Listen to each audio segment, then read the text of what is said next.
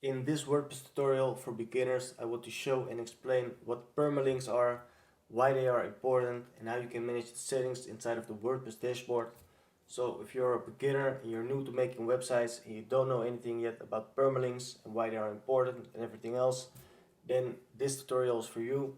So let's dive right into it. And first I want to show you an example. As you can see, I have my website loaded up over here, and if I just select a random post, for example this one, then you can see in the browser tab over here, you can see the URL of the post in this case. And you can see that the post title is how to create an email list with Elementor submissions.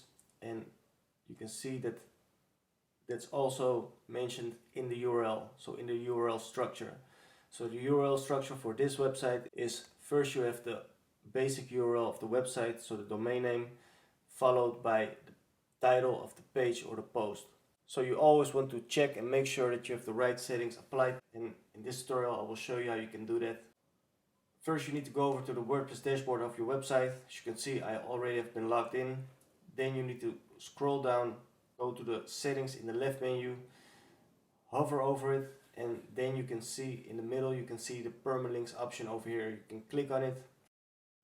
After the page is loaded, you can see this screen over here. You can see permalink settings, and there's a warning mentioned. It says changing your permalink settings can seriously impact your search engine visibility. It should almost never be done on a live website.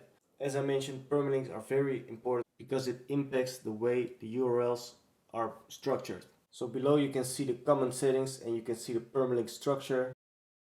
You have a couple of options to choose from, and you can see that I have the post name option selected, and I would recommend you to also set it to post name if that isn't the case. So always check and make sure that the post name is selected. Then the URLs for your pages and posts will contain a title. So always make sure you have the post name option selected. Of course, don't forget to click on save changes to save all the settings, and that's how you can manage the settings for your permalinks. If you have any questions, make sure to let me know in the comment section and I will do my best to answer them as soon as possible. Also support me by liking the video, subscribing to the channel and hit the notification bell if you want to stay up to date on new videos.